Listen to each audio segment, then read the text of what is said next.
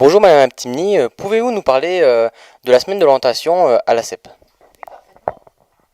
Donc la semaine de l'orientation s'inscrit en fait dans le cadre du parcours à venir, puisqu'elle se situe sur le niveau de terminale, le terminal Bac Pro.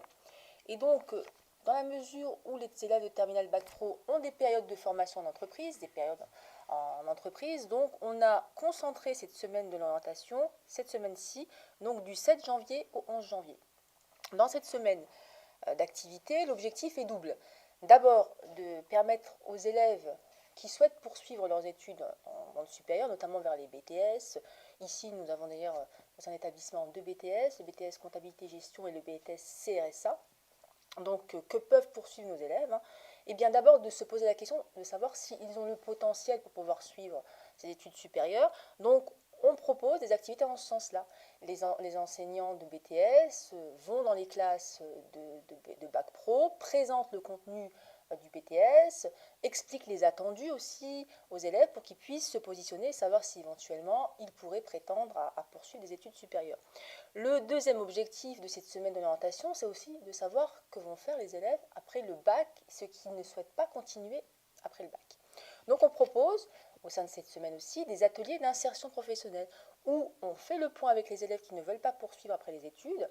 On leur demande aussi comment ils vont finalement réagir, c'est-à-dire quelles sont les démarches pour trouver un emploi, quels sont les outils, c'est-à-dire la lettre de motivation, le curriculum vitae, et effectivement les pistes qu'ils peuvent avoir sur un champ de travail. Et vous savez qu'en bac pro, on fait beaucoup de semaines de stage en entreprise, donc peut-être qu'ils ont déjà créé du lien, et ce qui pourrait faciliter leur insertion professionnelle. En tout cas, tout au long de ces semaines, on propose ce type d'activité et également des immersions.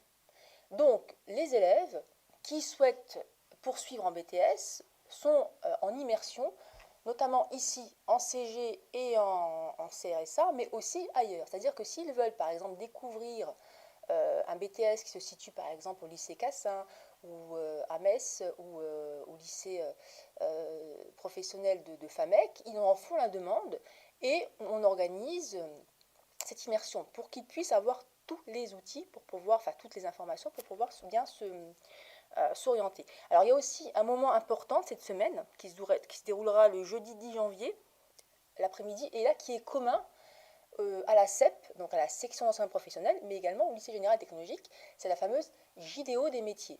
Puisqu'il y a un autre calendrier pour le lycée général technologique, et Madame Mignani, proviseure adjointe en charge du lycée général technologique, vous en parlera, on a étendu un peu plus ces activités au niveau du temps d'orientation, mais on a un moment commun, la JDO des métiers, où il y aura, dans le cadre d'un forum, présent les trois armées, la police, la gendarmerie, les compagnons du devoir, les métiers de la soudure aussi, on présentera une formation complémentaire, et d'autres aussi, notamment le service civique volontaire, service civique volontaire, pour pouvoir aussi donner des pistes aux élèves qui souhaitent arrêter après le bac, mais aussi avoir une formation qualifiante.